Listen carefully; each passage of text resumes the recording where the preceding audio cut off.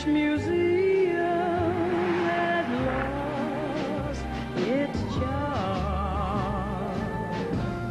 How long, I wondered, could this thing last?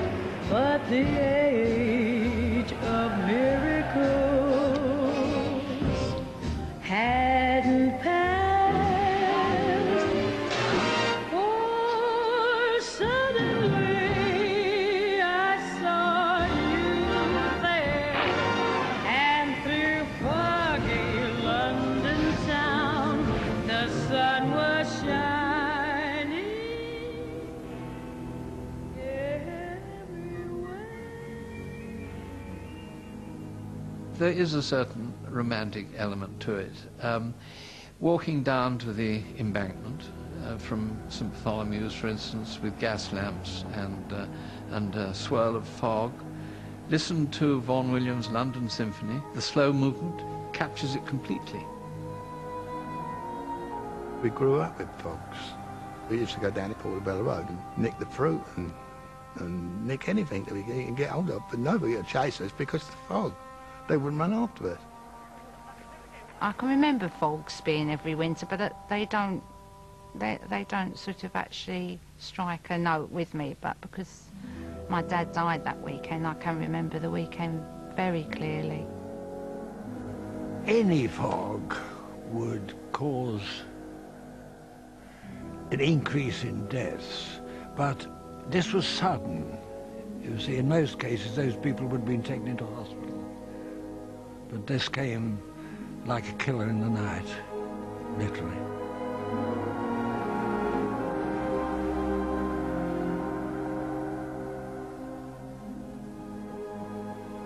In December 1952, the world's romance with London's fog ended in a disaster, the true extent of which has never been acknowledged. Now, hidden documents reveal how one of the world's worst peacetime catastrophes claimed as many as 12,000 lives in the centre of London.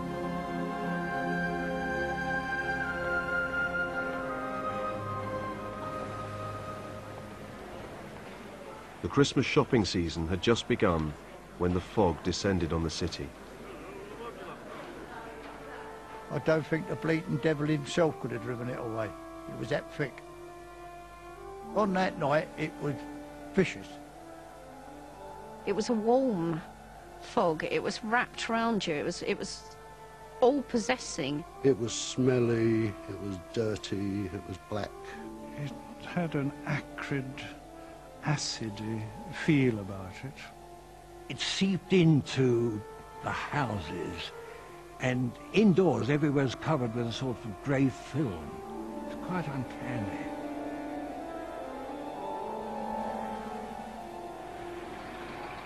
Round about 3 o'clock, it started getting more dense. And towards the 4 o'clock period, our crane driver said that he couldn't see. His visibility was down to nil. And we couldn't see him, but he said he could see the clouds. He could see above him, but he couldn't see through. So there was a mantle of thick fog between the ground, and he was somewhat 50 foot above us. And in consequence, we stopped work. The Great Fog not only did its best to keep shipping tied up, it made things very unpleasant for everybody. At Sadler's Wells, a performance of La Traviata was stopped when the audience could no longer see the stage.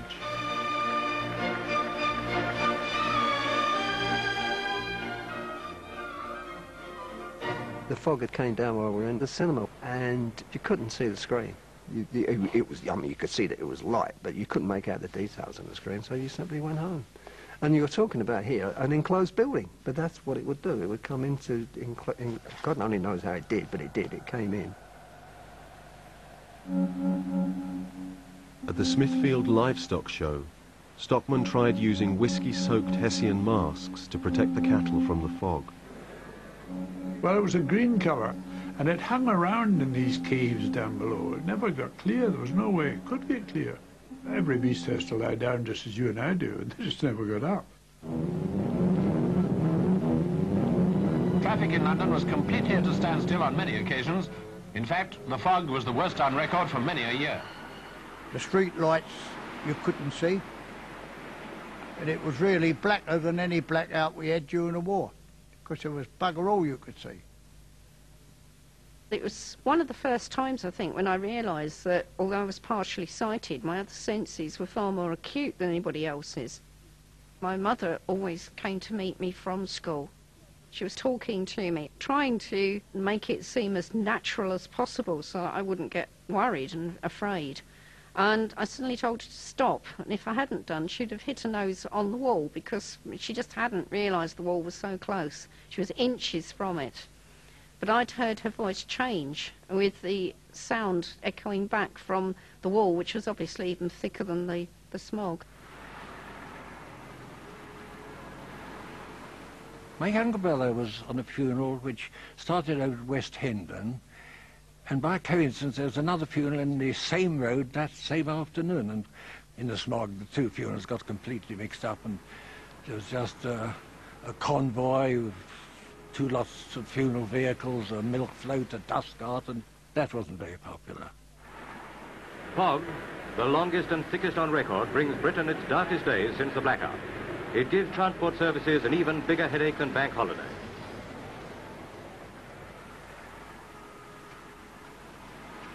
I was walking in front of a vehicle going into Eastbourne Memorial Hospital, and got in there, pulled round to the casualty and walked round the back of the ambulance, and behind me was a baker's van.